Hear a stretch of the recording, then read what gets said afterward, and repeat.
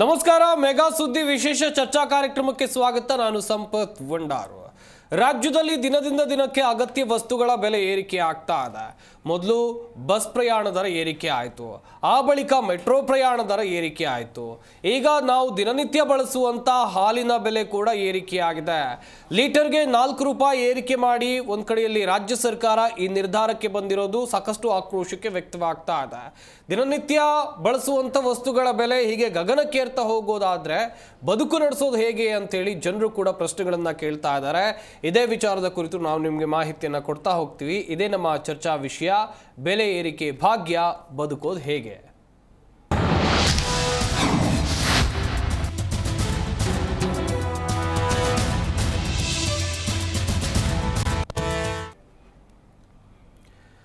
ನಿರಂತರ ಬೆಲೆ ಏರಿಕೆಯಿಂದ ಜನಸಾಮಾನ್ಯರು ಕಂಗಾಲಾಗಿ ಹೋಗಿದ್ದಾರೆ. ನಾನು ಹೇಳ್ತಾ ಇದ್ದೆ ಯಾವೆಲ್ಲ ವಸ್ತುಗಳ ಬೆಲೆ ಏರಿಕೆ ಆಗಿದೆ ಅಂತೇಳಿ. ಹಾಗೆಯೇ ಗಮನಿಸ್ತಾ ಹೋಗೋದಾದ್ರೆ ಹೀಗೆ ಬೆಲೆ ಏರಿಕೆ ಆಗ್ತಾನೆ ಹೋಗ್ತಾ ಇದ್ರೆ ಮುಂದೆ ಹೇಗೆ, ಬದುಕು ಹೇಗೆ ಎನ್ನುವುದಾಗಿ ಕೂಡ ಒಂದಷ್ಟು ಪ್ರಶ್ನೆಗಳಿವೆ.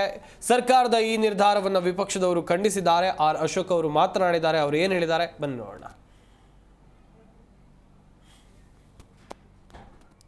ಒಂದು ತಿಂಗಳು ಮುಗ್ದಿಲ್ಲ, ಇನ್ನ ಹೇಳ್ತಾರ. ಅದೇನೋ ಹೇಳ್ಬೋದೋ ಬೇಡ ಗೊತ್ತಿಲ್ಲ. ತಿಥಿ ಅದೇನೋ ಇದೆಯಾ ಹೇಳ್ತಾರಲ್ಲ, ಹಂಗೆ ಈ ಸರ್ಕಾರದ ತಿಥಿ ಆಗಿದೆಯೋ ಗೊತ್ತಿಲ್ಲ. ಇನ್ನು ಬಡ್ಜೆಟ್ ಆಗಿ ಇನ್ನು ಒಂದು 10 ದಿನಾನು ಮುಗ್ದಿಲ್ಲ. 10 ಡೇಸ್, ವಿತಿನ್ 10 ಡೇಸ್ ಸಿದ್ದರಾಮಯ್ಯನವರು ಈ ಏರಿಕೆಗಳನ್ನ ಮಾಡಿದ್ದಾರೆ. ಅದನ್ನ ಬಡ್ಜೆಟ್ ಅಲ್ಲಿ ಹೇಳಿದ್ರೆ ಏನಾಗ್ತಾ ಇತ್ತು ಇವ್ರಿಗೆ? ಬಡ್ಜೆಟ್ ಅಲ್ಲಿ ಹೇಳ್ಬೋದಾಯ್ತಲ್ಲ. ಈ ಸಿದ್ದರಾಮಯ್ಯ ಬಂದ ಮೇಲೆ 20 ತಿಂಗಳಲ್ಲಿ 3 ಬಾರಿ ಹಾಲಿನ ದರವನ್ನ ಏರಿಕೆ ಮಾಡಿದ್ದಾರೆ. ಆಗಸ್ಟ್ ಅಲ್ಲಿ ಒಂದ್ಸರಿ ಏರಿಕೆ ಮಾಡಿದ್ರು, 23 ಜೂನ್ 24ರಲ್ಲಿ ಅವಾಗ 2 ರೂಪಾಯಿ ಏರಿಕೆ ಮಾಡಿದ್ರು. ಮಾರ್ಚ್ ಈಗ 4 ರೂಪಾಯಿ ಏರಿಕೆ, ಒಟ್ಟು 9 ರೂಪಾಯಿ ಏರಿಕೆ. ಈ ಮನೆ ಆಳ ಕಾಂಗ್ರೆಸ್ ಅವರು ಮನೆ ಆಳ ಕೆಲಸ, ಇದನ್ನೇ ಮನೆ ಆಳ ಕೆಲಸ ಅಂತ ಹೇಳೋದು. ಮೊದಲು ಏರಿಕೆ ಮಾಡಿದಾಗ ಏನ್ ಹೇಳಿದ್ರು? ರೈತರ ಸಂಕಷ್ಟ ನೋಡಕ್ಕಾಗಲ್ಲ, ಕಣ್ಣೀರ್ ಬರ್ತೈತೆ ಅಂದ್ರು. ದುಡ್ಡೆಲ್ಲ ಎಲ್ಲಿಗೋಯ್ತು? ಇವ್ರ ಜೋಬ್ಗೆ ಹೊರಟಾಯ್ತು. ರೈತರಿಗೆ ಎಲ್ಲಿ ದುಡ್ಡು ಕೊಟ್ಟರು ಅವರು? ಒಂದು ನಯಾ ಪೈಸನೂ ರೈತರಿಗೆ ಕೊಡ್ಲಿಲ್ಲ. ಮತ್ತೆ ಅದೇ 2 ರೂಪಾಯಿ ಮತ್ತೆ ಏರಿಕೆ, ಮತ್ತೆ ರೈತರಿಗೆ ನಾಮ. ಮತ್ತೆ ಈಗ 4 ರೂಪಾಯಿ ಏರಿಕೆ, ರೈತರಿಗೆ ಕೊಡ್ತಾರೋ ಇಲ್ಲ ಗೊತ್ತಿಲ್ಲ. ಅಲ್ಲ ರೀ, ಸರ್ಕಾರದಲ್ಲಿ ಹಣ ಇಲ್ಲ, ಪಾಪರ ಹುಟ್ಟಿದಿರಿ ಅಂತ ಹೇಳಿದ್ರೆ ನೀವು ತೆರಿಗೆ ಹಾಕಿ ಹಾಲಿನ ದರ ಜಾಸ್ತಿ ಮಾಡಿ ನೀವು ಕೊಡಿ. ಸರ್ಕಾರ ಪಾಪರ್ ಆಗಿಲ್ಲ ಅಂತ ನೀವೇ ಹೇಳ್ತೀರಾ. ನಾವು ಪಾಪರ್ ಅಂದ್ರೆ ಇಲ್ಲ ಇಲ್ಲ ಅಂತೀರಾ, ಮತ್ತೆ ತೆರಿಗೆ ಯಾಕೆ ಹಾಕ್ತೀರಾ? ಪಾಪರ್ ಆಗಿಲ್ಲ ಅಂದ್ರೆ ತೆರಿಗೆ ವೈ? ನೀವು ಕೇಳ್ಬೋದು, ಹಾಗಾದ್ರೆ ಹಿಂದೆ ನಿಮ್ ಸರ್ಕಾರ ಇತ್ತಲ್ಲ ಬೊಮ್ಮಾಯಿ ಹಾಕಿದ್ರ? ಇಲ್ಲ, ಹಾಕಿಲ್ಲ. ನಾವು ತೆರಿಗೆ ಹಾಕಿಲ್ಲ. ಬಸ್ ದರನೇ ಏರಿಕೆ ಮಾಡಿಲ್ಲ ನಾವು. ಹಿಂದೆ 3 ವರ್ಷ ಬಸ್ ದರನೇ ಏರಿಕೆ ಮಾಡಿಲ್ಲ ನಾವು. ಹಿಂದೆ 2010ರಲ್ಲೂ ಏರಿಕೆ ಮಾಡಿರೋದನ್ನ ಹೇಳ್ತಾವ್ರೆ, ಯಾವ್ದೋ ಒಬಿರಾಯಿನ ಕಾಲದ್ದು. ಬಸ್ ದರನೇ ಏರಿಕೆ ಮಾಡಿಲ್ಲ ನಾವು. ನೀರಿನ ದರ ಏರಿಕೆ ಮಾಡಿಲ್ಲ.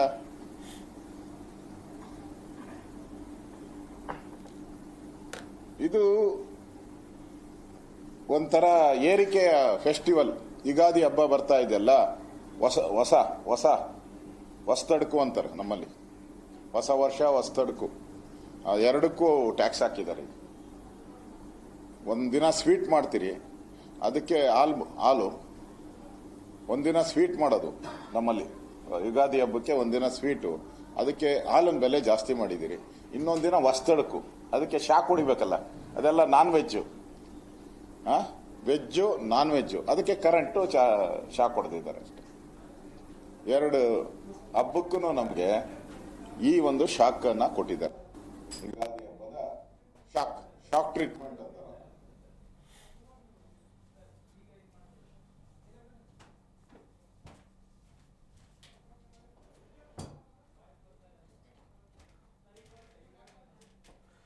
ಗಮನಿಸ್ತಾ ಇರ್ಬೋದು, ಬೆಲೆ ಏರಿಕೆಯಿಂದ ಜನಸಾಮಾನ್ಯರು ಕಂಗಾಲಾಗಿ ಹೋಗಿದ್ದಾರೆ. ಒಂದು ಕಡೆಯಲ್ಲಿ ಗ್ಯಾರಂಟಿಗಳು, ಇತ್ತ ಬೆಲೆ ಏರಿಕೆ. ಜನಸಾಮಾನ್ಯರು ಕಂಗಾಲಾಗುವಂತ ಸ್ಥಿತಿ. ಅಗತ್ಯ ವಸ್ತುಗಳ ಬೆಲೆ ದಿನದಿಂದ ದಿನಕ್ಕೆ ಏರಿಕೆ ಆಗ್ತಾ ಹೋಗ್ತಾ ಇದ್ರೆ ನಾವು ಬದುಕೋದು ಹೇಗೆ ಎನ್ನುವುದಾಗಿ ಜನರು ಕೂಡ ಬೇಸರವನ್ನ ವ್ಯಕ್ತಪಡಿಸ್ತಾ ಇದ್ದಾರೆ. ಪಂಚ ಗ್ಯಾರಂಟಿಯನ್ನು ನೀಡಿ ಸರ್ಕಾರ ದಿವಾಳಿ ಆಯ್ತಾ ಅಂತೇಳಿ ಒಂದಷ್ಟು ಜನ ಪ್ರಶ್ನೆಗಳನ್ನ ಇಲ್ಲಿ ಕೇಳ್ತಾ ಇರುವಂಥದ್ದು.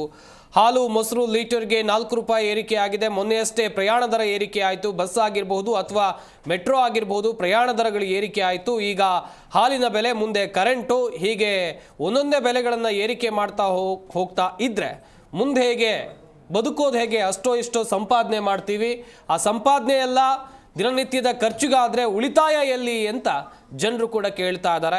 ಇತ್ತ ಯುಗಾದಿ ಹಬ್ಬಕ್ಕೂ ಮುನ್ನ ಸರ್ಕಾರ ಕೊಟ್ಟಿರುವಂಥ ಶಾಕ್, ಜನಸಾಮಾನ್ಯರಿಗೆ ಕೊಟ್ಟಿರುವಂಥ ಶಾಕನ್ನು ನೀವು ನೋಡ್ತಾ ಇರ್ಬೋದು.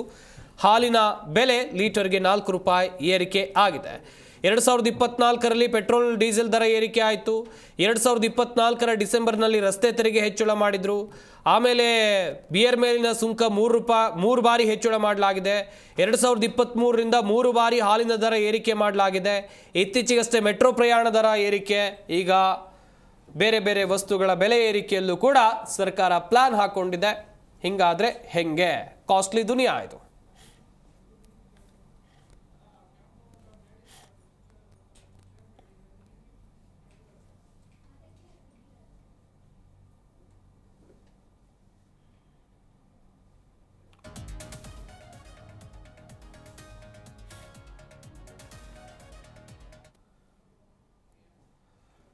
ನಿಜಕ್ಕೂ ಕೂಡ ಇದು ರಾಜ್ಯದ ಜನತೆಗೆ ಬಿಗ್ ಶಾಕಿಂಗ್. ಯಾಕಂತ ಹೇಳಿದ್ರೆ ಎಕ್ಸ್ಪೆಕ್ಟೇ ಮಾಡಿರಲಿಲ್ಲ ಈ ರೀತಿಯೆಲ್ಲ ಬೆಲೆ ಏರಿಕೆ ಆಗ್ತಾ ಹೋಗುತ್ತೆ ಅಂತೇಳಿ.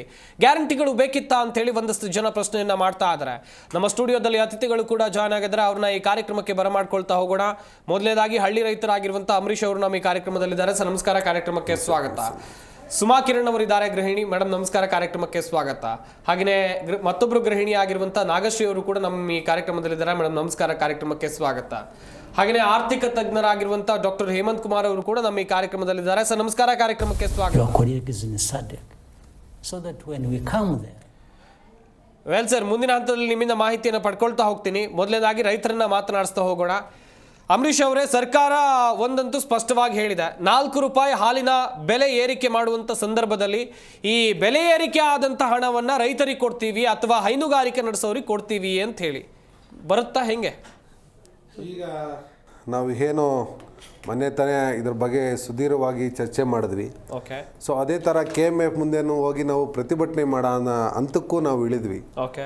ಸೊ ನಮಗೆ ಏನಾಗ್ತಾ ಇದೆ ಅಂದರೆ ಇಲ್ಲಿ ಹೆಚ್ಚಿಗೆ ಮಾಡ್ತಾ ಇರೋದ್ರಿಂದ ಸೊ ನೇರವಾಗಿ ನಮಗೆ ರೈತರಿಗೆ ಬರ್ತಾ ಇಲ್ಲ ಅನ್ನೋ ಒಂದು ಕೂಗು ನಾವು ಅವತ್ತು KMF ಮುಂದೆ ಅತಿ ಹೆಚ್ಚಾಗಿ ಸುಮಾರು 1,000 ಜನ ರೈತರು ಹಳ್ಳಿಗಳಿಂದ ಬಂದು ನಾವು ಪ್ರತಿಭಟನೆ ಮಾಡೋ ಅಂತಾಗ ಟೈಮು ಅವರೇ ರೂಪಿಸ್ಕೊಂಡ್ರು.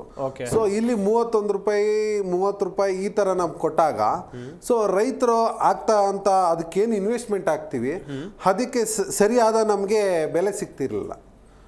ಸೊ ಇಲ್ಲಿ ಅವರು ವ್ಯಾಪಾರ ಮಾಡೋದು 1 ಲೀಟ್ರಿಗೆ 50 ರೂಪಾಯಿ, 52 ರೂಪಾಯಿ, 53 ರೂಪಾಯಿ ವಿಭಿನ್ನವಾಗಿ ವ್ಯಾಪಾರ ಮಾಡ್ತಾರೆ. ಸೊ ಆದರೆ ರೈತರು ಬರ್ತಕ್ಕಂಥದ್ದು ಕೇವಲ 31 ರೂಪಾಯಿ, 30 ರೂಪಾಯಿ ಈ ಥರ. ಕೆಲವೊಂದು ಒಕ್ಕೂಟಗಳು ಒಂದೊಂದು ರೇಟ್ನ ನಿಗದಿಪಡಿಸಿದೆ. ಸೊ ಅದೇ ಥರ ನಮಗೇನು ಇಲ್ಲಿ ಬೇಡಿಕೆ ಇರ್ತಕ್ಕಂಥದ್ದು ಏನು 50 ರೂಪಾಯಿ, 60, 55 ರೂಪಾಯಿ ಈ ಥರ ವ್ಯಾಪಾರ ಮಾಡ್ತಾ ಇದ್ದೀರೋ ಅದೇ ನೇರವಾಗಿ ನಮಗೆ ರೈತರು ಕೊಡಿ ಅನ್ನೋದು ನಮ್ ಕೂಗಿತ್ತು.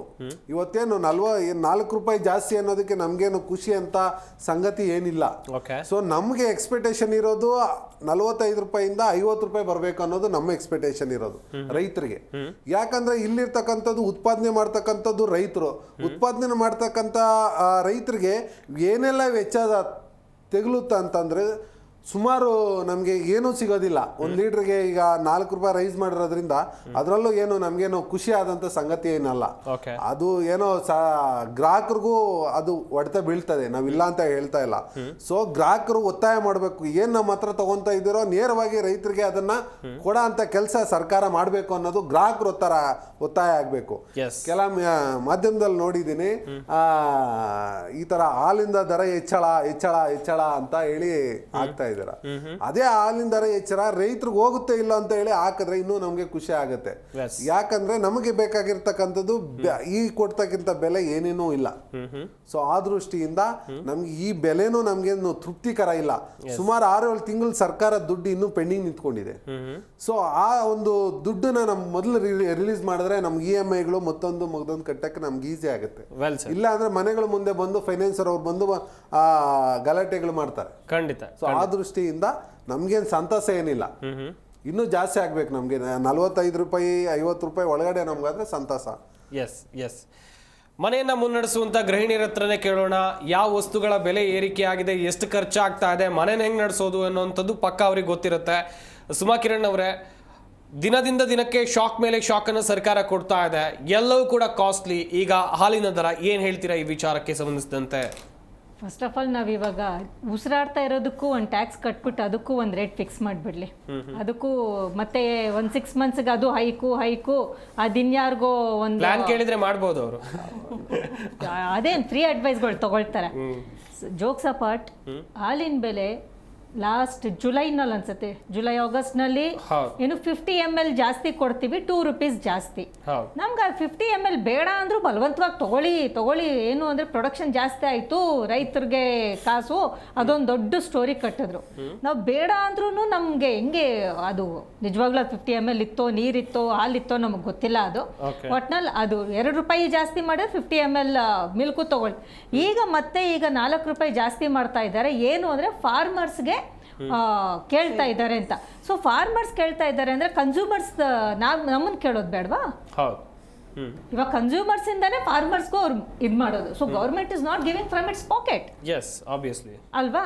ಸೊ ಕನ್ಸ್ಯೂಮರ್ಸ್ದು ಎಲ್ಲೋಯ್ತು? ಇವಾಗ ನಾವು ಕನ್ಸ್ಯೂಮರ್ಸ್ ಹಾಕ್ತಿವಿ, ಫಾರ್ಮರ್ಸ್ ಕೇಳಿದ್ರು ಅಂತ 4 ರೂಪಾಯಿ ಜಾಸ್ತಿ ಮಾಡಿದ್ವಿ. ಅದು ಏನು 6 ರೂಪಾಯಿ ಜಾಸ್ತಿ ಮಾಡಿ, ಅದು ಲಾಸ್ಟ್ ಟೈಮ್ ಮಾಡಿದ್ದು 2 ರೂಪಾಯಿ ಕಡಿಮೆ ಮಾಡಿ, 50 ml ಕಡಿಮೆ ಮಾಡಿ 4 ರೂಪಾಯಿ ಜಾಸ್ತಿ ಮಾಡ್ತೀವಿ. ಆ ಎಕನಾಮಿಕ್ಸು ಸ್ಟ್ಯಾಟಿಸ್ಟಿಕ್ಸು ದೇವ್ರಣೆ ನನಗಂತೂ ಅರ್ಥ ಆಗಲ್ಲ. ಒಟ್ನಲ್ಲಿ ಇದು ಒಂಥರ ಬರೆ ಹೇಳ್ದಂಗಿದೆ. ಸೊ ಇವರು ಫಾರ್ಮರ್ಸ್ ಕೇಳಿದ್ರು ಅಂತ ಮಾಡಿದಾಗ ನಾವು ರಾತ್ರಿಗೆ ರಾತ್ರಿ ನಾವು ಅಥವಾ ನಾಳೆ ಬೆಳಗ್ಗೆ ಎಲ್ಲ ಕನ್ಸ್ಯೂಮರ್ಸ್, ಮೆಜಾರಿಟಿ ಕನ್ಸ್ಯೂಮರ್ಸ್ ನಾವು ಒಂದು ಕೇಳ್ತೀವಿ, ನಮಗೆ ಬೇಡ ಕಡಿಮೆ ಮಾಡಿ ಅಂತ. ಮಾಡ್ತಾರಾ? ಪ್ರಶ್ನೆ ಮಾಡಲೇಬೇಕು. ಇಲ್ಲಾಂದ್ರೆ ಎಲ್ಲರೂ ಒಂದು ವಾರ ಬಾಯ್ಕಟ್ ಮಾಡ್ತೀವಿ ಹಾಲ್ನ ಅಂದ್ರೆ ಪ್ರೊಡಕ್ಷನ್ ಎಲ್ಲ ತಗೊಂಡೋಗಿ ತಿಪ್ಪೆಗೆ ಸುರಿತಾರ?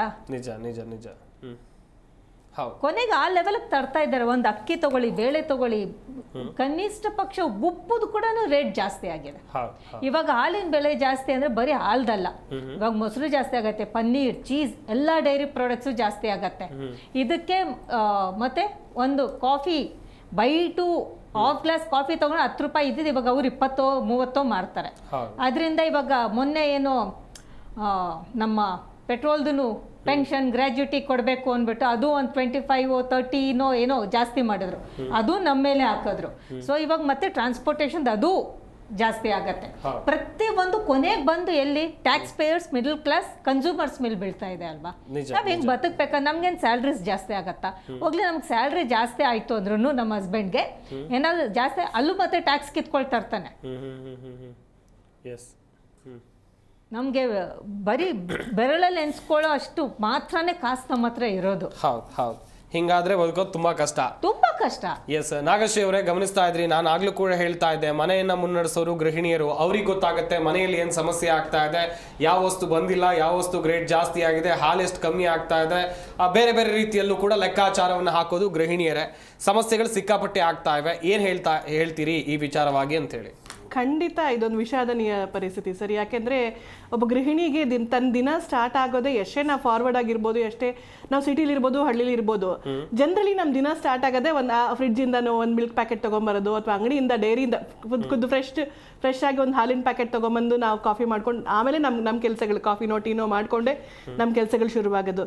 ಏನಾಗ್ತಾ ಇದೆ, ಈ ಸಿಟಿನಲ್ಲಿ ಕೆಲವು ಬ್ರ್ಯಾಂಡೆಡ್ ಕಂಟ್ರಿ ಡಿಲೈಟ್ ಅಂತನೋ, ಅಕ್ಷಯಕಲ್ಪ ಅಂತನೋ ಇಂಥ ಬ್ರ್ಯಾಂಡ್ಸು ಇದ್ದಾವೆ. ಆದರೆ ಬಹುಪಾಲು ನಾವು ನೋಡ್ತಾ ಇದ್ರೆ ವಿಲೇಜ್ ಸೈಡ್ ಆಗಲಿ, ಸ್ವಲ್ಪ ನೆಕ್ಸ್ಟ್ ಅರ್ಬನ್ಗಿಂತ ಇದು ನೆಕ್ಸ್ಟ್ ಸೈಡ್ಸ್ ಎಲ್ಲ ಹೋದಾಗ every one is based on KMFL. ನಮ್ಮ ನಂದಿನಿ ಹಾಲನ್ ಮೇಲೇ ಹೆಚ್ಚು ಇದು ಮಾಡ್ತಾ ಇರೋದು, ಜನ ಬಳಕೆ ಮಾಡ್ತಾರೆ, ಡಿಪೆಂಡ್ ಆಗಿರೋದು ನಂದಿನಿ ಹಾಲಿನ ಮೇಲೆನೆ. ಆ ನಂದಿನಿ ಹಾಲು ಇದ್ರನ್ನಲ್ಲೇ ಈ ತರ ಬೆಲೆ ಏರ್ಸ್ಕೊಂಡು ಬಂದ್ಬಿಟ್ಟಾಗ ಹಾಲಿನಿಂದ ಎಲ್ಲ ಕನೆಕ್ಟ್ ಆಗುತ್ತೆ. ಹೇಗೆ ತೆಂಗಿನಕಾಯಿಂದ ಎಲ್ಲ ಪ್ರಾಡಕ್ಟ್ಸ್ ಕನೆಕ್ಟ್ ಆಗಿರುತ್ತೋ ಹಾಗೆ ಹಾಲಿನಿಂದ ಸಹ ಅಷ್ಟೇ ಸರ್.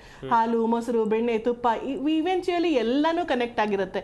ಹೀಗೆ ಪ್ರತಿಯೊಂದರಲ್ಲೂ ಯಾವುದೋ ಒಂದರಲ್ಲಿ ಬಿಟಿ ಭಾಗ್ಯದಲ್ಲಿ ಕೊಟ್ಟು ಇನ್ನೊಂದರಲ್ಲಿ ಕಿತ್ಕೊಳ್ಳೋದಲ್ಲಿ this is useless, completely useless.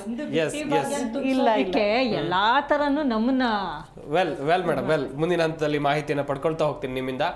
S, Hemant Kumar ಅವ್ರನ್ನ ಮಾತನಾಡಿಸ್ತಾ ಹೋಗೋಣ. ಸರ್, ಗಮನಿಸ್ತಾ ಹೋಗೋದಾದ್ರೆ 2024ರಲ್ಲಿ KMFಗೆ ವಾರ್ಷಿಕ ಆದಾಯ 14,000 ಕೋಟಿ ಆದ್ರೂ ಕೂಡ ರೈತರಿಗೆ ಕೊಡೋಕೆ ಹಣ ಇಲ್ಲ ಎನ್ನುವುದಾಗಿ ಒಂದಷ್ಟು ಚರ್ಚೆಗಳು, ಹಾಲಿನ ಬೆಲೆ ನಿರಂತರವಾಗಿ ಏರಿಕೆ, ಈ ಲೆಕ್ಕಾಚಾರಗಳನ್ನು ನೋಡ್ತಾ ಹೋಗೋದಾದ್ರೆ ಸರ್, ಈ ವಿಷಯದ ಬಗ್ಗೆ ಒಂದು ಆತ್ಮಾವಲೋಕನ ಮಾಡಬೇಕು ಅಂತಾನೆ ಒಂದು ಚಿಕ್ಕ ಸ್ಟ್ಯಾಟಿಸ್ಟಿಕ್ಸ್ ಮಾಡಿದ್ದೀನಿ. ಪ್ರತಿ ಸಲ ಬಂದು ಇದೇ ವಿಷಯದಲ್ಲಿ ಹೇಳಿದಾಗ ಈ ಸಲ ಒಂದು ಸ್ವಲ್ಪ ನೋಡಿ, ಈ ಸರ್ಕಾರ ಬಂದಾಗಿಂದ ಹಲವಾರು ರೀತಿಯ ಟ್ಯಾಕ್ಸ್ ಹಾಕಿದ್ದಾರೆ. ಈ ಹಲವಾರು ರೀತಿಯ ಟ್ಯಾಕ್ಸ್ ನಲ್ಲಿ ಬರೀ ಶ್ರೀಸಾಮಾನ್ಯನ ಮೇಲೆ ಎಷ್ಟು ಹೊರೆ ಬೀಳ್ತಾ ಇದೆ ಅಂತ ಒಂದು ಚಿಕ್ಕದಾಗಿ ಒಂದು ಕ್ಯಾಲ್ಕುಲೇಷನ್ ಮಾಡಿದ್ದೀನಿ. ಒಂದು ಅಂದಾಜು, ದಟ್ ಮೀನ್ಸ್ ಸ್ಪೆಸಿಫಿಕ್ ಆಗಲ್ಲ, ಒಂದು ಸರಿಸುಮಾರಾದ ಲೆಕ್ಕಾಚಾರ. ಈಗ ನಮ್ಮಲ್ಲಿ ಮಿಲ್ಕ್ ಪ್ರೈಸು 3 ರೂಪಾಯಿ ಜಾಸ್ತಿ ಆಗಿದೆ. ನಾವು ಅನ್ಕೊಳ್ಳೋಣ ಒಂದು ದಿನದಲ್ಲಿ ಒಂದು ಫ್ಯಾಮಿಲಿ ಪೂರ್ತಿ 1 ಲೀಟರ್ ಹಾಲು, ಮನೆಗೆ ಹಾಲು ಮೊಸರು ಎರಡೂ ಸೇರಿ ತಗೊಳ್ತಾರೆ ಅಂತ ಹೇಳಿದ್ರೆ, ಶ್ರೀಸಾಮಾನ್ಯನ ಮನುಷ್ಯನ ಬಗ್ಗೆ ಮಾತಾಡ್ತಿರೋದು, 120 ರೂಪಾಯಿ ತಿಂಗಳಿಗೆ ಅವರ ಮನೆ ಖರ್ಚಲ್ಲಿ ಜಾಸ್ತಿ ಬೀಳ್ತಾ ಇದೆ. ಹಾಗೆ ಎಲೆಕ್ಟ್ರಿಸಿಟಿ ಬಿಲ್ಗಳಲ್ಲಿ ಏನಾಗಿದೆ ಅಂದ್ರೆ, ಸರಿಸುಮಾರು ಇವಾಗ ಸರ್ಕಾರನೇ 200 ಯೂನಿಟ್ ವರೆಗೂ ಫ್ರೀ ಆಗಿ ಬಿಟ್ಟಿದ್ದಾರೆ. ಆದ್ರೆ 150 ಯೂನಿಟ್ ಅಷ್ಟು ಸರಿಸುಮಾರನ್ನ ನಾವು ಇಟ್ಕೊಂಡ್ರು ಕೂಡ ಇವಾಗ 3 ರೂಪಾಯಿ 59 ಪೈಸಾ ಕರೆಂಟ್ ಬಿಲ್ ಅನ್ನ ಜಾಸ್ತಿ ಮಾಡಿದ್ದಾರೆ. ಇದರಿಂದ ಇವರು ಎಕ್ಸ್ಟ್ರಾ ಯಾರಾದ್ರೂ ಯೂಸ್ ಮಾಡಿದ್ರೆ ಆಲ್ಮೋಸ್ಟ್ 538 ರೂಪಾಯಿ ಅಷ್ಟು ಕರೆಂಟ್ ಬಿಲ್ ಜಾಸ್ತಿ ಆಗುತ್ತೆ. ಫ್ಯೂಯಲ್ ಪ್ರೈಸಸ್ ಅನ್ನ ನಾವು 3 ರೂಪಾಯಿ ಜಾಸ್ತಿ ಮಾಡಿದ್ದಾರೆ. ನಾವೊಂದು ಸರಿಸುಮಾರು ಒಂದು ದಿನಕ್ಕೆ ತಿಂಗಳಿಗೆ 10 ಲೀಟರ್ ಯೂಸ್ ಮಾಡ್ತಾರೆ ಅಂತ ಇಟ್ಕೊಳ್ಳೋಣ, ಜಾಸ್ತಿ ಬೇಡ. ಒಂದು 400 ಕಿಲೋಮೀಟರ್ ಟ್ರಾವೆಲ್ ಮಾಡ್ತಾರೆ ಅಂದ್ರೂ ಕೂಡ 30 ರೂಪಾಯಿ ಪೆಟ್ರೋಲ್ ಬೆಲೆ ಜಾಸ್ತಿ ಆಗಿದೆ. ಬಸ್ ಫೇರ್ಗಳನ್ನ ಇವರು 15% ಜಾಸ್ತಿ ಮಾಡಿದ್ದಾರೆ. ಒಂದು ತಿಂಗಳಿಗೆ ಅವರು 1,000 ರೂಪಾಯಿ ಬಸ್ ಖರ್ಚು ಮಾಡ್ತಾರೆ ಅಂದ್ರೆ 150 ರೂಪಾಯಿ ಬಸ್ಸಲ್ಲಿ ಜಾಸ್ತಿ ಆಗಿದೆ. ಮೆಟ್ರೋನಲ್ಲಿ ಯೂಸ್ ಮಾಡೋರಿಗೆ 1,500 ರೂಪಾಯಿನಲ್ಲಿ 50% ಜಾಸ್ತಿ ಆಗಿದೆ. ಹಾಗಂದ್ರೆ 750 ರೂಪಾಯಿ ಮೆಟ್ರೋ ಖರ್ಚು ಜಾಸ್ತಿ ಆಗಿದೆ. ಯಾರೋ ಒಂದು ಮನೆ ಸದಸ್ಯರಲ್ಲಿ ಒಬ್ಬರಿಗೆ ಒಂದು ಚಟ ಇದೆ, ಅದು ಕುಡಿಯೋ ಒಬ್ಬರಿಗೆ ಚಟ ಇದೆ, ಅವರು 2 ಸಲ ಅಥವಾ 3 ಸಲ ತಿಂಗಳಿಗೆ ಕುಡಿತಾರೆ ಅಂದ್ರೂ ಕೂಡ ಅದ್ರ ಮೇಲೆ 20% ಜಾಸ್ತಿ ಆಗಿದೆ. 800 ರೂಪಾಯಿ ಜಾಸ್ತಿ ಆಗಿದೆ. ಒಟ್ಟಾರೆ ಲೆಕ್ಕ ಹಾಕಿದ್ರೆ 2,400 ರೂಪಾಯಿಯಷ್ಟು ಸರ್ಕಾರ ಶ್ರೀಸಾಮಾನ್ಯನ ಮೇಲೆ ಒಂದು ಹೊರೆ ಹಾಕ್ತಿದ್ದಾರೆ.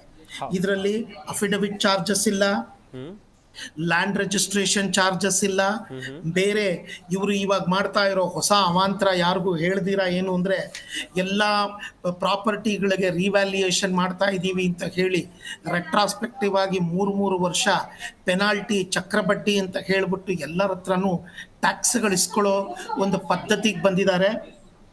ಇದು ಏನ್ ತೋರ್ಸ್ ಬರುತ್ತೆ? ಎಲ್ಲೋ ಒಂದು ಕಡೆ ಈ ಸರ್ಕಾರ ಒಂದು ಬಂಡ ಹಠದಲ್ಲಿ ಬಂದು ನಿಂತಿದೆ.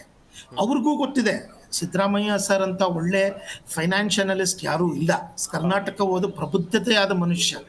ಎಲ್ಲೋ ಒಂದು ಸರ್ಕಾರ ಅವರ ಪಕ್ಷದ ಒಂದು ನೀತಿನ ಉಳಿಸ್ಕೋಬೇಕು ಅನ್ನೋದಕ್ಕೋಸ್ಕರ ನಮ್ಮ ಕರ್ನಾಟಕ ಅನ್ನೋ ಒಂದು ಸುಭಿಕ್ಷವಾದ ರಾಜ್ಯವನ್ನ ಎಕನಾಮಿಕಲಿ ಕ್ರೈಸಿಸ್ ಆಗೋ ಒಂದು ರಾಜ್ಯದ ಮಟ್ಟಕ್ಕೆ ಕರ್ಕೊಂಡು ಹೋಗ್ತಾ ಇದೆ. ಒಂದನ್ನು ಅರ್ಥ ಮಾಡ್ಕೊಳ್ಳಿ, 1 ಲಕ್ಷ ಕೋಟಿ ರೂಪಾಯಿ ಲಾಸ್ಟ್ ಇಯರ್ ಸಾಲ ಮಾಡ್ಕೊಂಡಿದ್ದಾರೆ. 1 ಲಕ್ಷ ಕೋಟಿ ನಾನು ಹೇಳ್ತಾ ಇರೋದು. ಈ ವರ್ಷ 1.3 ಲಕ್ಷ ಕೋಟಿ, 1,30,30,000 ಕೋಟಿ ನಾವು ಸಾಲ ಮಾಡಬೇಕು ಅಂತಿದ್ದೀವಿ. ನಮ್ಮ ಬಜೆಟ್ಟಿನ ಗಾತ್ರ ಇರೋದು ಆಲ್ಮೋಸ್ಟ್ 4 ಲಕ್ಷ ಕೋಟಿ ಅಂದ್ರೆ, ಅದರಲ್ಲಿ ನಾವು 25% ಸಾಲ ಮಾಡ್ತಿದ್ದೀವಿ ಅಂದ್ರೆ ಇದರಲ್ಲಿ ಏನ್ ನಮ್ಮನ್ನ ತೋರಿಸ್ಕೊಡುತ್ತೆ? ಫಸ್ಟ್ ಆಫ್ ಆಲ್ ಶ್ರೀಸಾಮಾನ್ಯನ ಹತ್ರ ನಾವು ಸಿಕ್ಕಾಪಟ್ಟೆ ದುಡ್ಡುಗಳನ್ನೂ ತಗೊಳ್ತಾ ಇದ್ದೀವಿ, ಇದ್ರ ಜೊತೆಗೆ ಸಾಲನೂ ಮಾಡ್ತಾ ಇದ್ದೀವಿ. ಈ ಸಾಲ ನಾವೇನಾದರೂ ದೇಶದ ಒಳಿತೆಗಾಗ್ಲಿ ಅಥವಾ ರಾಜ್ಯ ಒಂದು ಸಂಪತ್ಪೂರ್ಣವಾಗಿ ಏನೋ ಒಂದು ಡೆವಲಪ್ ಮಾಡೋದಕ್ಕಾಗ್ಲಿ ಉಪಯೋಗಿಸ್ತಿದೀವ?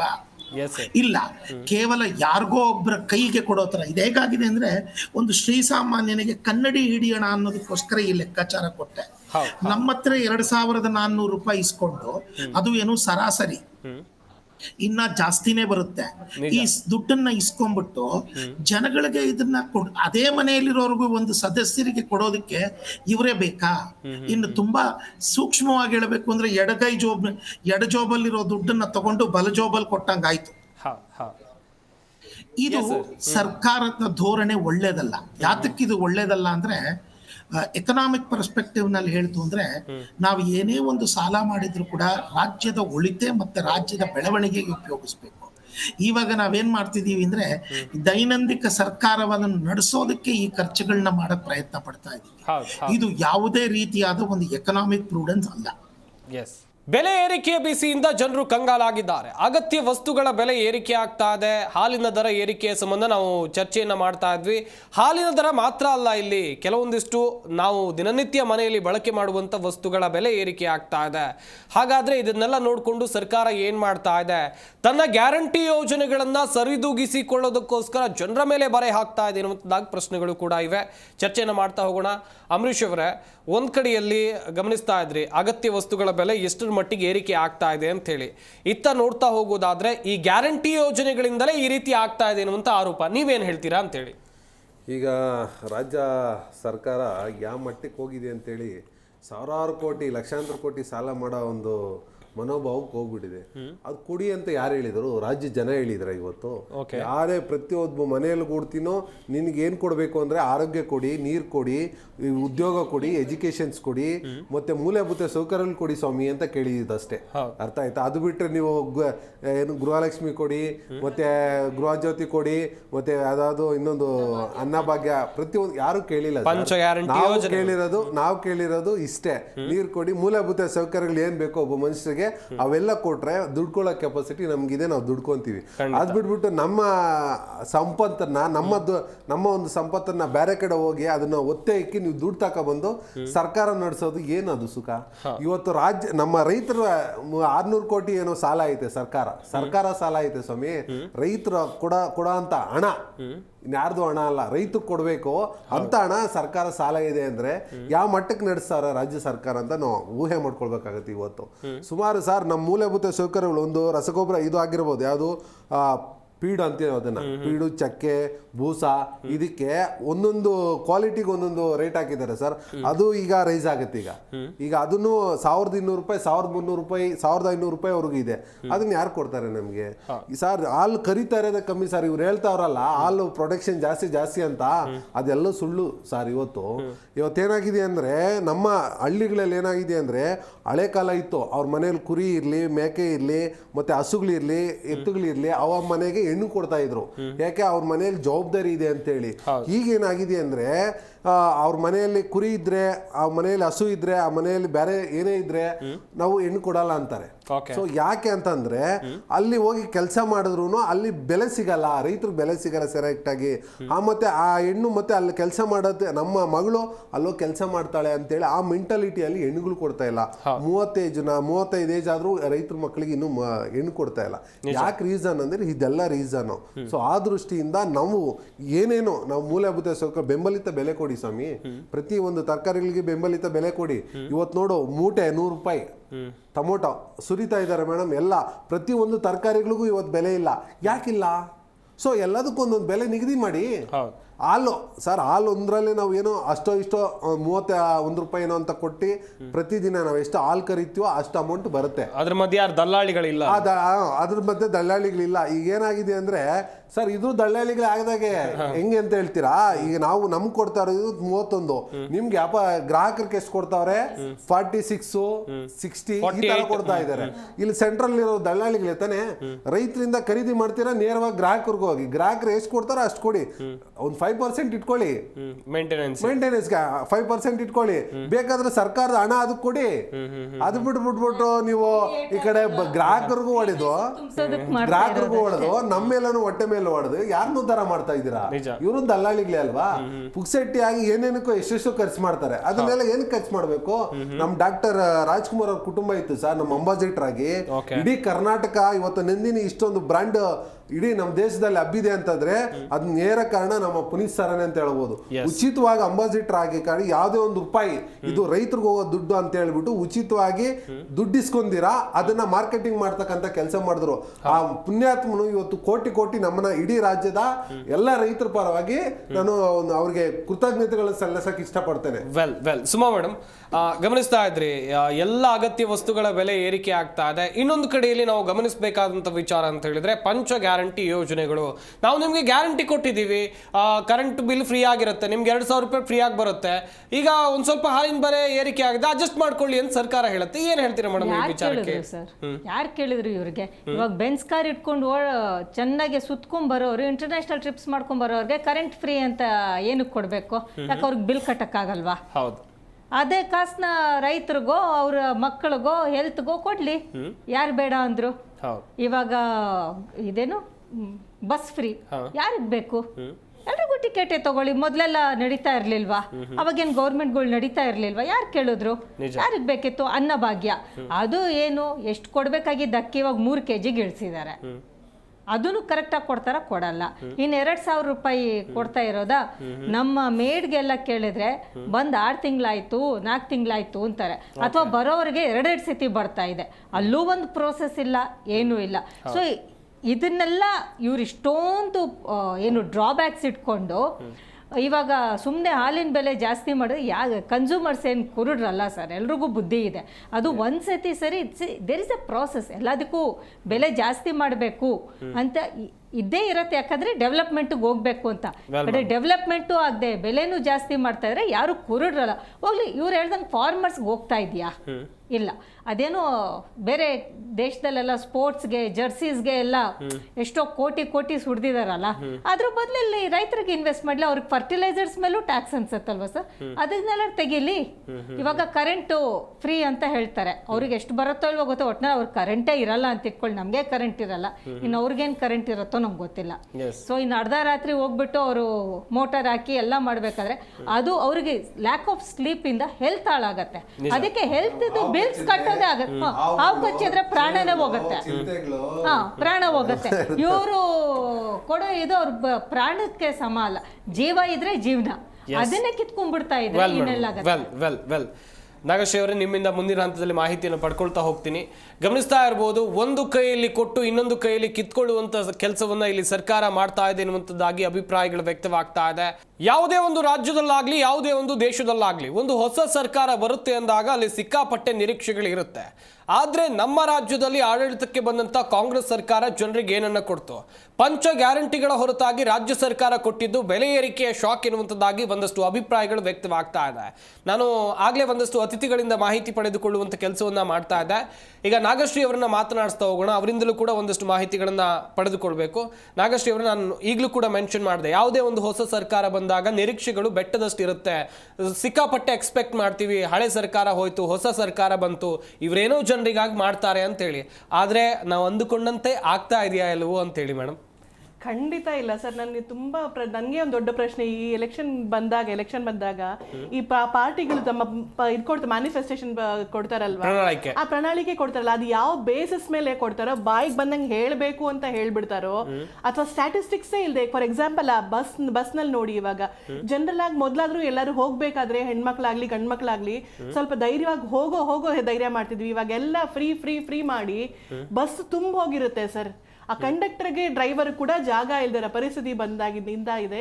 ಪಾಪ ಜನರಲ್ಲಿ ಮನೆ ಕೆಲಸದವ್ರು ಬರಕ್ ಎಷ್ಟು ಕಷ್ಟ ಪಡ್ತಾರೆ ಸರ್. ಇವಾಗ ಸ್ಕೂಲ್ ಮಕ್ಕಳು ವಾಪಸ್ ಹೋಗೋವಾಗ ಅಮ್ಮ ಸೀಟ್ ಸಿಗಲ್ಲ, ಇದ್ ಮಾಡಲ್ಲ ಅಂತ ಹೇಳ್ತಾರೆ. ಕೆಲಸದವ್ರು ಬರುವಾಗ ಅಮ್ಮ ಇವಾಗ ಮೊದ್ಲಂಗೆ ಸೀಟೇ ಸಿಗ್ತಾ ಇಲ್ಲಮ್ಮ, ಬಸ್ಗಳಿಲ್ಲಮ್ಮ, ಈ ತರ ಎಲ್ಲ ಆಗಿದೆ. ಯಾವ್ದನ್ನ ನಿಜವಾಗ್ಲೂ ಆಗುತ್ತೋ ಅದನ್ನ ಹೇಳ್ಬೇಕು ಸರ್. ಆಮೇಲೆ ಫಸ್ಟ್ ಆಫ್ ಆಲ್ ಇದು ನಮ್ಮ KSRTC ಲಾಸ್ ಅಲ್ಲಿ ನಡೀತಿದೆ ಅಂತ ಎಲ್ಲಾರ್ಗೂ ಗೊತ್ತಿತ್ತು. ನಿಜ. ಇದ್ರ ಮಧ್ಯೆ ಡೈಲಿ ಎಷ್ಟು ಬಸ್ಗಳು ಓಡಾಡ್ತವೆ, ಎಷ್ಟು ಇದು ಬರ್ತವೆ, ಅಲ್ಲಿ ಕಂಡಕ್ಟರ್ ಸಂಬಳ, ಗವರ್ಮೆಂಟ್ ಸಂಬಳ, ಪೆಟ್ರೋಲು, ಎಷ್ಟು ಎಕ್ಸ್ಪೆನ್ಸಸ್ ಇರುತ್ತೆ. ಇದ್ರ ನಡುವೆ ಯಾರಾದ್ರೂ ಒಬ್ರು ಡಿಮ್ಯಾಂಡ್ ಮಾಡಿದ್ರ ಯಾವುದಕ್ಕೆ ನಮ್ ಗವರ್ಮೆಂಟ್ ಇದು ಕೊಡಬೇಕು ಅಂದ್ರೆ ನೆಸೆಸಿಟೀಸ್ ಕೊಡಬೇಕು ಸರ್. ಫುಡ್, ಕ್ಲಾತಿಂಗ್, ಶೆಲ್ಟರ್, ಅದಕ್ಕೆ ಒಂದು ಮಿನಿಮಮ್ ರೇಟ್ ಅನ್ನ ಫಿಕ್ಸ್ ಮಾಡಬೇಕು. ಬಿಲೋ ಪಾವರ್ಟಿ ಲೈನ್ ಅವರು ಬೆಳಿಬೇಕು ಅಂತ ಅದನ್ನ ಮಾಡ್ಬೇಕು ಹೊರತು ಈ ಬಿಟ್ಟಿಯಾಗಿ ಏನೋ ಬಾಯಿಗೆ ಬಂದಂಗೆಲ್ಲ ಹೇಳ್ಬಿಟ್ಟು ಸ್ಟ್ಯಾಟಿಸ್ಟಿಕ್ಸೇ ಇಲ್ಲದೆ ಎಲೆಕ್ಷನ್ ಅಲ್ಲಿ ಮ್ಯಾನಿಫೆಸ್ಟೇಷನ್ ಕೊಡ್ತಾರಲ್ಲ, ಇದಕ್ಕೆ ಯಾರು ಕೇಸ್ ಹಾಕ್ಬೋದು ಹಾಕ್ಬಾರ್ದು ನನ್ಗೆ ನಿಜವಾಗ್ಲೂ ಗೊತ್ತಿಲ್ಲ ಸರ್. ಇದು ಯಾವ ಪಾರ್ಟಿಯಿಂದ ಆಗ್ಲಿ, ಕಾಂಗ್ರೆಸ್ ಪಾರ್ಟಿಯಿಂದಾನು ಆಗ್ಬೋದು, ಬಿಜೆಪಿಯಿಂದಾನು ಆಗ್ಬೋದು, ಬಾಯಿಗೆ ಬಂದಂಗೆ ಹೇಳಬಾರ್ದು. ಸ್ಟ್ಯಾಟಿಸ್ಟಿಕ್ಸ್ ತೋರಿಸಿ ಆಮೇಲೆ ಮುಂದೆ ಸರ್ಕಾರದ ಹಣ ಯೂಸ್ ಮಾಡ್ಕೊಳಕ್ಕೆ ಇವರೇ ಬೇಕಾ? ನಿಮ್ ಪಾರ್ಟಿಲಿ ಇದೆಯಾ ದುಡ್ಡು? ಯೂಸ್ ಮಾಡ್ಕೊಳ್ಳಿ. ಇಂತ ನೂರಾರು ವಾಗ್ದಾನಗಳನ್ನ ಕೊಡಿ. ಅದನ್ನ ಬಿಟ್ಬಿಟ್ಟು ಯಾರ್ದೋ ದುಡ್ಡು ಎಲ್ಲಮ್ಮನ ಜಾತ್ರೆ ನಂಗೆ ಇಷ್ಟು ದಿನ ಟ್ಯಾಕ್ಸ್ ಪೇಯರ್ಸ್ ದುಡ್ಡನ್ನ ಇಟ್ಕೊಂಡ್ಬಿಟ್ಟು ಅವ್ರನ್ನೂ 40% 50% ಸ್ಲ್ಯಾಬ್ಸ್ ಜಾಸ್ತಿ ಮಾಡ್ಬಿಟ್ಟು ನಮ್ ದುಡ್ಡನ್ನ ಎತ್ಕೊಂಡೋಗಿ ನಿಮಗ್ ಬಾಯಿಗೆ ಬಂದಂಗೆ ಹೇಳಂಕೆ, ಬಿಟ್ಟಿ ಭಾಗ್ಯ ಕೊಡಕ್ಕೆ, ಆಮೇಲೆ ಅದೇನೋ ಗೃಹ ಜ್ಯೋತಿ ಇದ್ ಮಾಡ್ಕೊಳ್ಳೋದಕ್ಕೆ, ಇದೆಲ್ಲ ಯಾರು ಕೇಳಿದ್ರು ಸರ್? ಯಾರು ಕೇಳಿದ್ರ? ಇದನ್ನೆಲ್ಲ ಹೇಳಿ ನಂಬಿಸಿ ಒಂದ್ ಸಿನಿಮಾ ತೋರಿಸ್ತಾರಲ್ಲ, ಒಂದ್ ಸಿನಿಮಾ ಟ್ರೇಲರ್ ತೋರಿಸ್ತಾರಲ್ಲ, ಹಂಗೆ ಸುಳ್ಳು ಸಿನಿಮಾ ಟ್ರೇಲರ್ ತೋರಿಸಿ ಈ ತರ ಸಿನಿಮಾ ನಡೆಸ್ತಾರೆ, ನಂಬಿಸಿ ಮೋಸ ಮಾಡೋ ಕೆಲಸ. ದೌರ್ಭಾಗ್ಯ ಅಂದ್ರೆ ಎಜುಕೇಶನ್ ಇರೋರು, ಎಜುಕೇಶನ್ ಇಲ್ದಿರೋರು, ಹಳ್ಳಿಯವರು, ನಗರದವರು ಎಲ್ಲರೂ ಈ ಸಿಚುಯೇಷನ್ ನೋಡ್ಕೊಂಡು ಏನೂ ಮಾಡಕ್ಕಾಗದಿರೋ ಪರಿಸ್ಥಿತಿಲಿ ಕಟ್ಟು ಬಿದ್ದಿದ್ದೀವಿ. ಇದು ತುಂಬಾನೇ ದೊಡ್ಡ ದೌರ್ಭಾಗ್ಯ sir. Well madam, Hemant sir ಗಮನಿಸ್ತಾ ಇದ್ರಿ ಸರ್ ಒಂದಷ್ಟು ವಿಚಾರಗಳ ಕುರಿತು.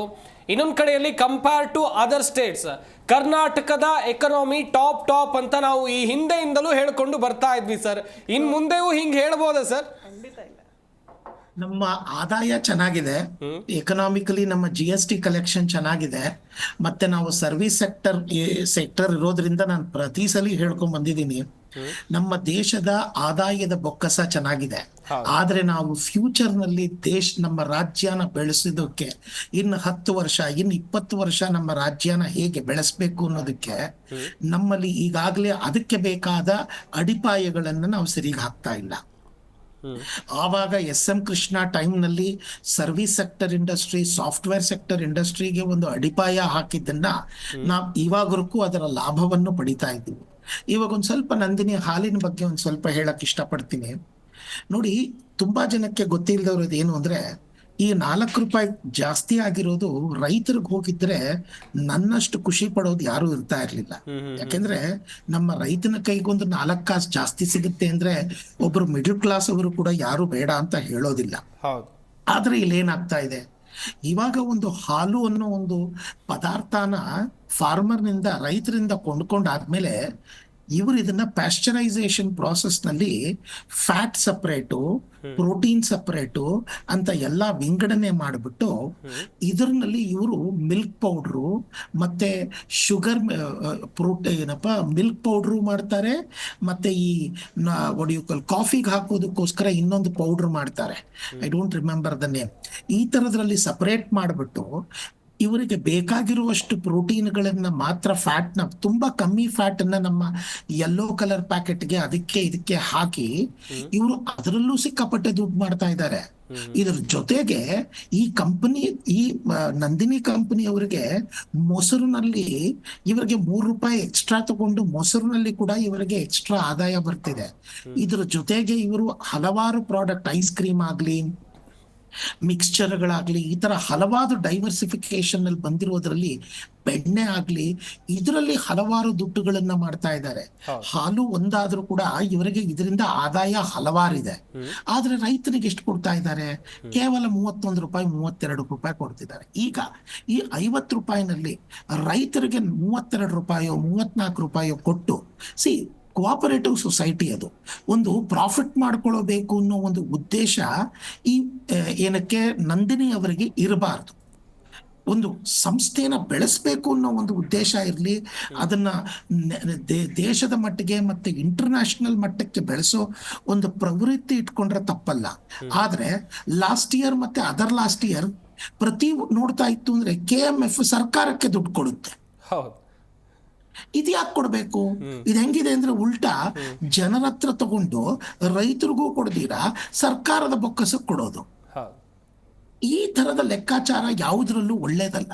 ಯಾತಕ್ಕೆ ಇದೆಲ್ಲ ಆಗ್ತಾ ಇದೆ ಅಂತ ಹೇಳಿದ್ರೆ, ಸರ್ಕಾರ ಎಲ್ಲೋ ಒಂದು ಕಡೆ ನಾನು ಹಲವಾರು ಸಲ ಹೇಳುವಿದ್ದೀನಿ, ಬಟ್ ಅವರ ಲೆಕ್ಕಾಚಾರ ಏನಿದೆಯೋ ಗೊತ್ತಿಲ್ಲ. ಇದರಿಂದ ಜನರ ಹತ್ರನೂ ಕೂಡ ಒಂದು ಮಿಡಲ್ ಕ್ಲಾಸ್ ಇಂದ ಇವರಿಗೆ ಒಳ್ಳೆ ಹೆಸರು ಸಿಗ್ತಾ ಇಲ್ಲ.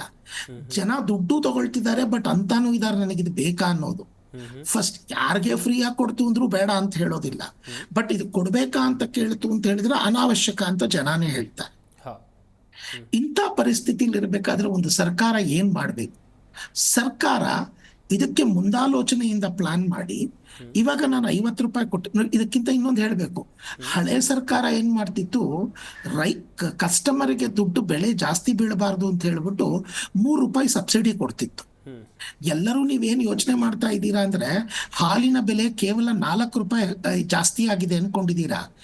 ನೀವು ಈ 2 ವರ್ಷದಿಂದ ನೀವು ಹಾಲಿನ ಬೆಲೆ ನೋಡಿದ್ರೆ ಫಸ್ಟ್ 2 ರೂಪಾಯಿ ಜಾಸ್ತಿ ಮಾಡಿದ್ರು, ಆಮೇಲೆ 3 ರೂಪಾಯಿ ಜಾಸ್ತಿ ಮಾಡಿದ್ರು, ಈಗ 4 ರೂಪಾಯಿ ಜಾಸ್ತಿ ಮಾಡಿದ್ದಾರೆ.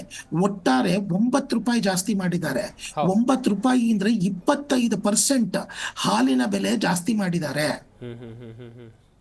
ನಾನು ಹೇಳೋದನ್ನ ಅರ್ಥ ಮಾಡ್ಕೊಂಡ್ರೆ ಗೊತ್ತಾಗುತ್ತೆ. 40 ರೂಪಾಯಿ ಹಾಲಿನ ಬೆಲೆನ ಈಗ 50ಕ್ಕೆ ಮಾಡ್ತಾರೆ ಅಂದ್ರೆ 10 ರೂಪಾಯಿ ಬೆಲೆ ಕೇವಲ 2 ವರ್ಷದಲ್ಲಿ ಮಾಡಿದ್ದಾರೆ. ಇಷ್ಟೇ 25% ಅಷ್ಟು ದುಡ್ಡುಗಳನ್ನ ಶ್ರೀಸಾಮಾನ್ಯನ ಬೊಕ್ಕಸಕ್ಕೆ ಸಂಬಳದ ತರ ಏನಾದ್ರು ಕೊಡ್ತಾ ಇದ್ದಾರ? ಈ ಕಡೆ ಶ್ರೀಸಾಮಾನ್ಯನಿಗೆ ಕೆಲಸ ಮಾಡೋ ವರ್ಕಿಂಗ್ ಅವರ್ಸ್ ಜಾಸ್ತಿ ಮಾಡು ಅಂತ ಇದ್ದಾರೆ, ಈ ಕಡೆ ಅವನಿಗೆ ಸಂಬಳದ ಆದಾಯ ಕಮ್ಮಿ ಮಾಡ್ತಾ ಇದ್ದಾರೆ. ಖರ್ಚುಗಳು ಬೇರೆ ರೀತಿ, ಅಕ್ಕಿ, ಬೇಳೆ, ಎಣ್ಣೆ, ತರಕಾರಿ, ಇದರ ಬೆಲೆಗಳು ಜಾಸ್ತಿ ಆಗ್ತಾ ಇದೆ. ಇದರಿಂದ ಏನಾಗುತ್ತೆ ಅಂದ್ರೆ ಸರ್, ಒಬ್ಬ ಶ್ರೀಸಾಮಾನ್ಯನ ಜೀವನ ರಬ್ಬರ್ ಬ್ಯಾಂಡ್ ಫ್ಯಾಮಿಲಿ ಅಂತ ಕರಿತೀವಿ. ರಬ್ಬರ್ ಬ್ಯಾಂಡ್ ಫ್ಯಾಮಿಲಿ ಅಂದ್ರೆ ಏನು? ಇವರುಗಳು ಅವರ ಕುಟುಂಬ ಜೊತೆ ಅವ್ರ ಸಂಬಳ ಬಂದು ಕೂತ್ಕೊಂಡ್ರೆ ಹೆಂಡತಿ ಮತ್ತೆ ಗಂಡ ಕೂತ್ಕೊಂಡು ಹಾಲ್ಗಿಷ್ಟಿಟ್ಕೋ, ಚೀಟಿಗಿಷ್ಟು ದುಡ್ಡು ಕೊಡು, ಮಗು ಫೀಸ್ಗೆ ಇಷ್ಟು ಕೊಡು ಅಂತ ದುಡ್ಡನ್ನ ಎತ್ತಿಟ್ಟು ಅವ್ರಿಗೆ ಅಂತ ಅವ್ರ ಕೈನಲ್ಲಿ ಒಂದು 500 ರೂಪಾಯಿ, 1000 ರೂಪಾಯಿ, 2000 ರೂಪಾಯಿ ತಿಂಗಳು ಉಳಿತಿತ್ತು.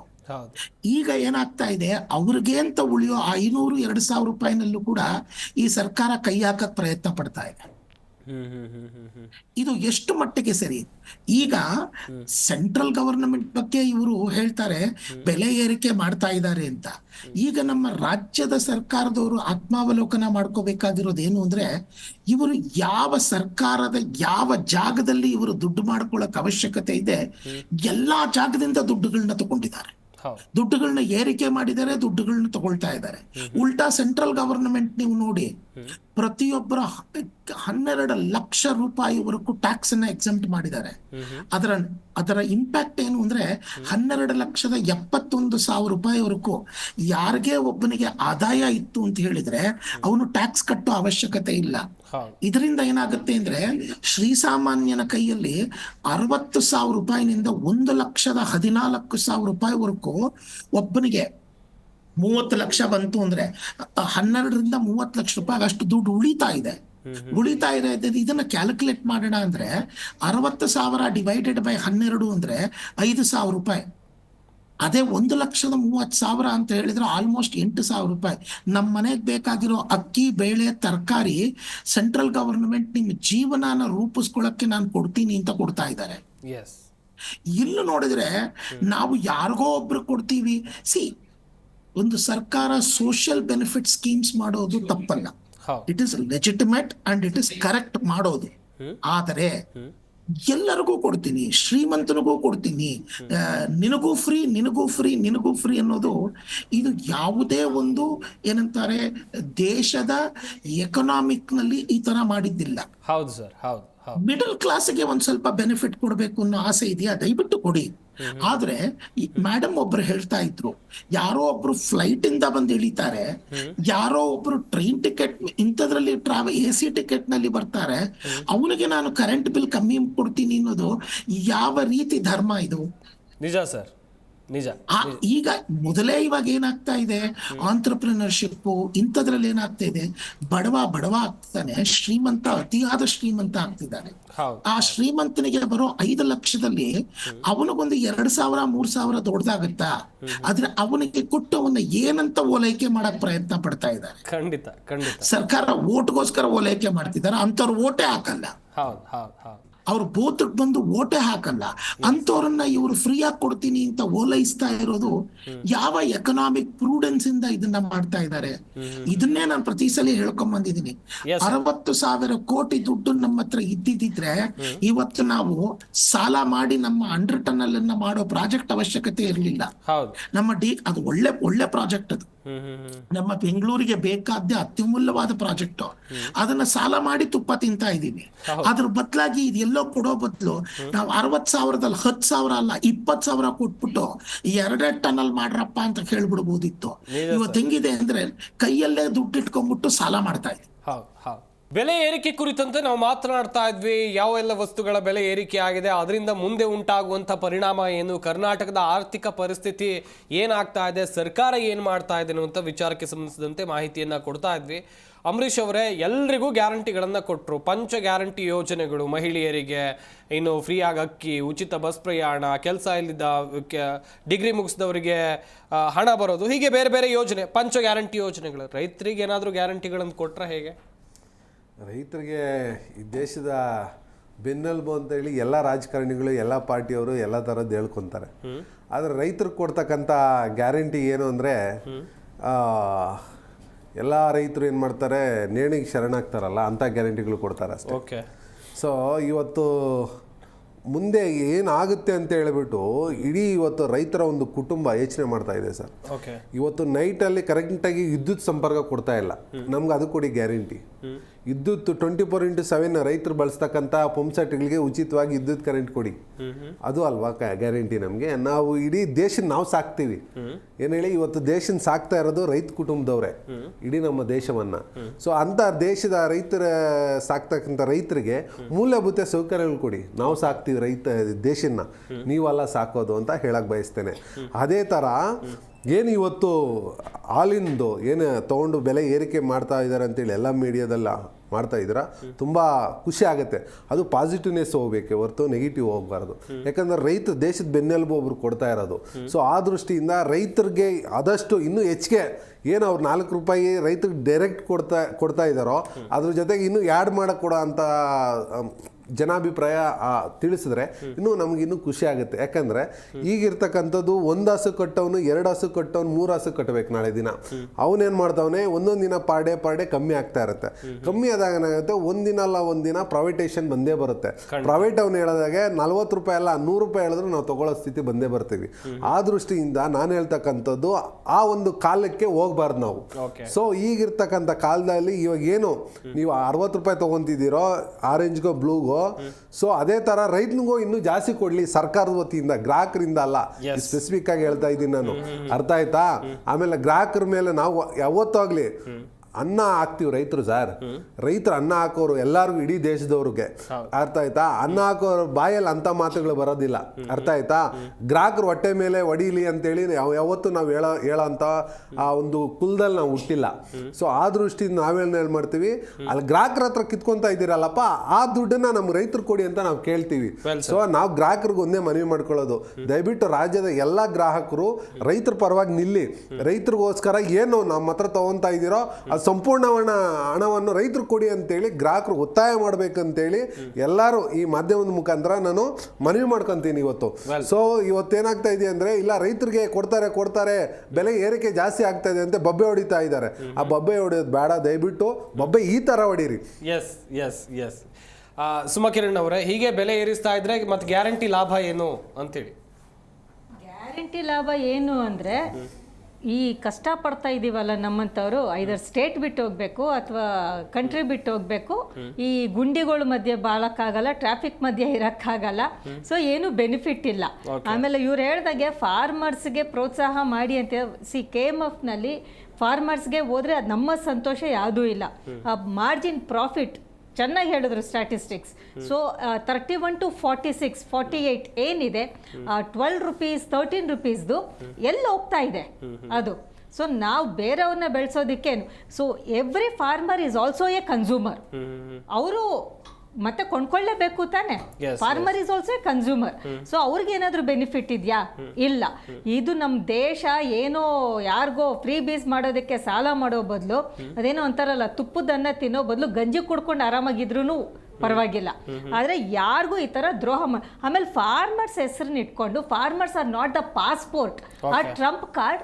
ಇವ್ರು ಮಾಡ್ತಾ ಇರೋ ಕರಪ್ಷನ್ಗೆ, ಪರ್ಸನಲ್ ಬೆನಿಫಿಟ್ಸ್ಗೆ farmers are not the trump cards, are the passport for that corruption. So ಫಾರ್ಮರ್ಸ್ಗೆ ನಾವು ಒಳ್ಳೇದು ಮಾಡಬೇಕು ಅಂದ್ರೆ ನಿಜವಾಗ್ಲೂ ಅವ್ರಿಗೆ ಫರ್ಟಿಲೈಸರ್ಸ್ ಆಗಲಿ, ಬ್ಯಾಂಕ್ ಲೋನ್ಸ್ ಮೇಲೆ ಇರೋದಾಗ್ಲಿ, ಅವ್ರ ಮಕ್ಕಳದ ಎಡ್ಯುಕೇಷನ್ಗಾಗಲಿ, ಅಥವಾ ಅವರ ಒಂದು ಹಳ್ಳಿಲಿ ಅಭಿವೃದ್ಧಿ ಮಾಡೋದಾಗ್ಲಿ, ಪವರ್ ಅವ್ರಿಗೆ ಕೊಡ್ಲಿ, ಫ್ರೀ ಕರೆಂಟ್ ಕೊಡ್ಲಿ, ಅವ್ರಿಗೆ ಫ್ರೀ ಟ್ರಾನ್ಸ್ಪೋರ್ಟೇಷನ್ ಕೊಡ್ಲಿ, ಆ 2,000 ಎಲ್ಲ ಅವ್ರಿಗೆ ಕೊಡ್ಲಿ. ಸೊ ಆವಾಗ ಏನಾಗುತ್ತೆ, farmers are the back bone of the country.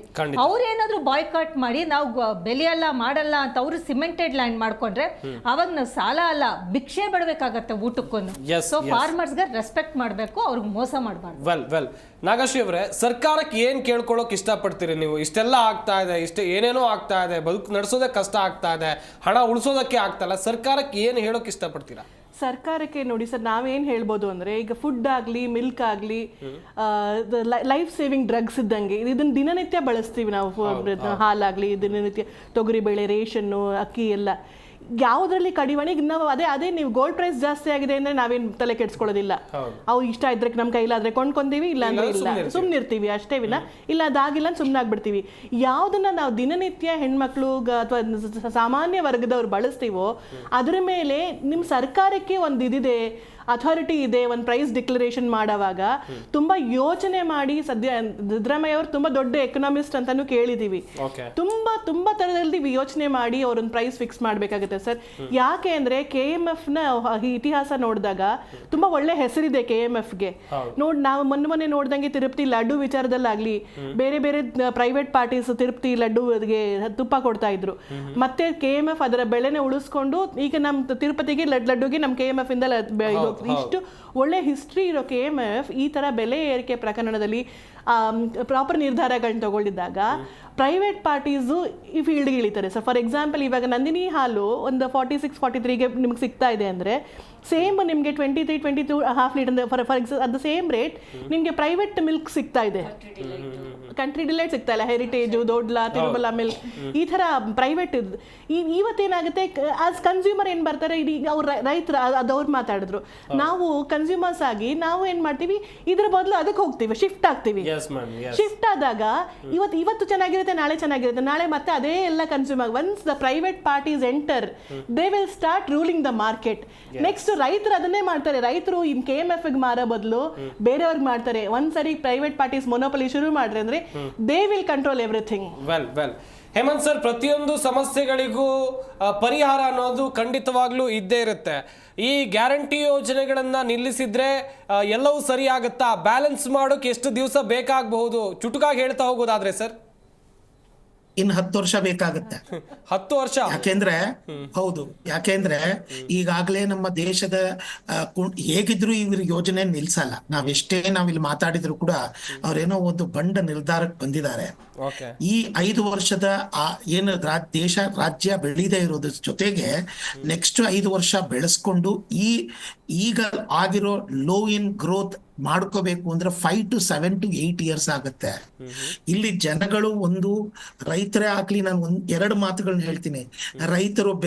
ನಮ್ಮ ರೈತರು ಬೆನ್ನೆಲುಬು ಅಂತ ಹೇಳಿ ಅವ್ರ ಮೇಲೆ ಸಹಿಸಕ್ಕಾಗದೇ ಇರುವಷ್ಟು ಭಾರನ ಹಾಕಿ ಪಾಪ ಅವ್ರನ್ನ ತುಂಬಾ ಕಷ್ಟಕ್ಕೆ ಸಿಲುಕಿಸ್ತಾ ಇದ್ದಾರೆ. ಮತ್ತೆ ಅವರಿಗೆ ಯಾವುದೇ ರೀತಿಯಾದ ಒಂದು ಅವರು ರೈತನ ಕೆಲಸ ಸರಿ ಮಾಡೋದಕ್ಕೆ ಒಂದು ಸರಿಯಾದ ಸಹಕಾರ ಕೊಡ್ತಾ ಇಲ್ಲ. ಎರಡನೇದೇನು, ಶ್ರೀಸಾಮಾನ್ಯನಿಗೆ ನಾನು ಏನೋ ಒಂದು ಹೆಲ್ಪ್ ಮಾಡ್ತೀನಿ ಅಂತ ಹೇಳ್ಬಿಟ್ಟು ಅವನ ಜೀವನ ಇನ್ನ ಅನಾನುಕೂಲ ಮಾಡ್ತಿದ್ದಾರೆ.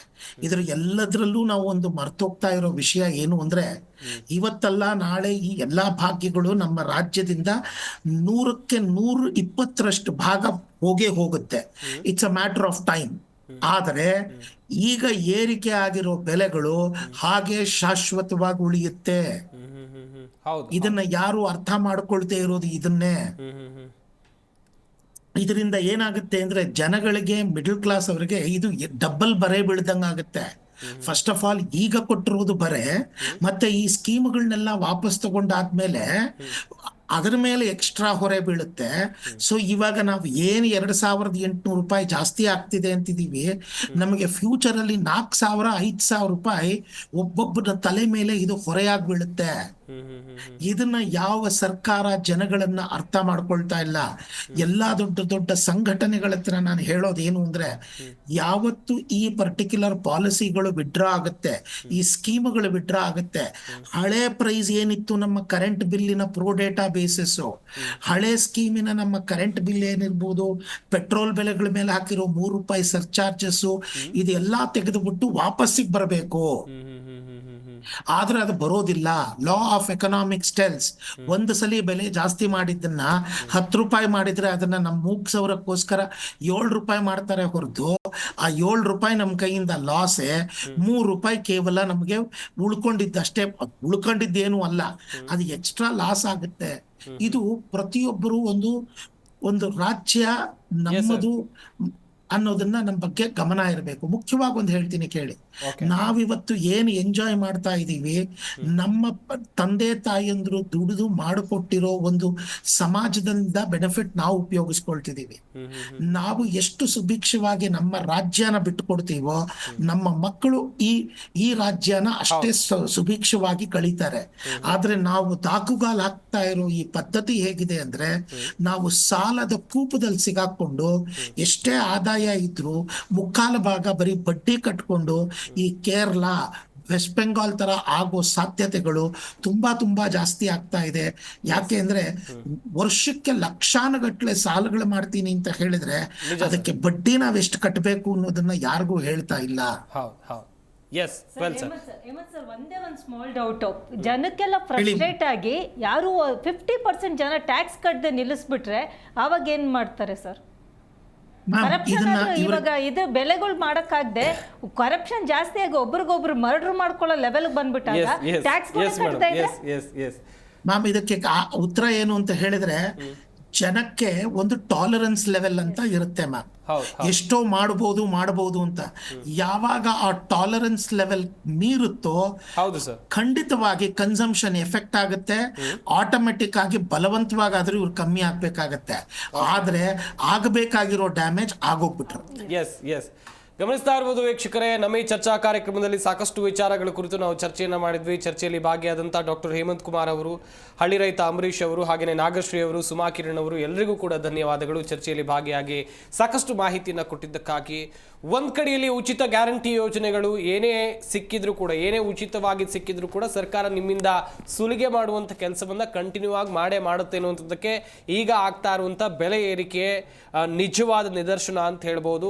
ಈ ಬೆಲೆ ಏರಿಕೆಯಿಂದಾಗಿ ಜನಸಾಮಾನ್ಯರು ಕಂಗಾಲಾಗಿದ್ದಾರೆ. ಸರ್ಕಾರ ಅಗತ್ಯ ಕ್ರಮಗಳನ್ನು ಈ ಕುರಿತಂತೆ ಕೈಗೊಳ್ಳಬೇಕಾಗಿದೆ ಅಂತ ಹೇಳ್ತಾ ಈ ವಿಶೇಷ ಚರ್ಚಾ ಕಾರ್ಯಕ್ರಮವನ್ನು ಮುಗಿಸ್ತಾ ಇದ್ದೀವಿ. ನೋಡ್ತಾ ಇರಿ ಜೀ ಕನ್ನಡ ನ್ಯೂಸ್, ಸತ್ಯವೇ ಸುದ್ದಿಯ ಜೀವ.